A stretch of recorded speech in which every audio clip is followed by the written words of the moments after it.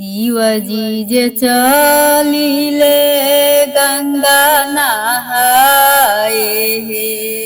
शिवजी जे चलिले गंगा नहाए हे। पीछा लागल गौरा दे जासु हे रामा। पीछा लागल गौरा दे जासु हे रामा। एक कोस गईनी शिवजी दुई कोस गईनी हे। एक कोस गईनी शिवजी दुई कोस गईनी है। तीसरे में परे लागल बूंद हे रामा। तीसरे में परे लागल बूंद हे रामा।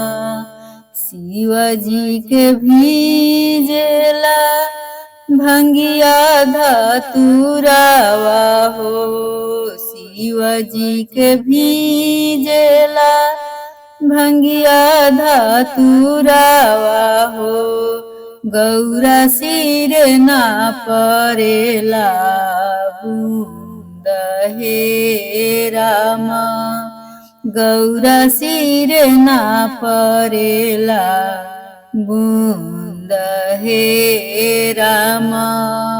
कवन बरत तू कैलुए गौरा देई। कवन बरत तू कैलुए गौरा देई। तोहरा सिर ना परेला बूंद हे रामा। तोहरा सिर ना परेला बूंद हे रामा। कार्तिक मास कार्तिक छठ कईनी हे। कार्तिक मास कार्तिक छठ कईनी हे। अगहन के कईनी आतावार हे रामा। अगहन के कईनी आतावार हे रामा। सासु ननदिया के लिपल ना धांगिले। सासु ननदिया के लिपल ना धांगिले।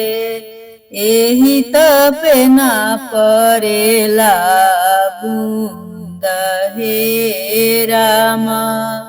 एही तपे ना परेला बूंद हे रामा।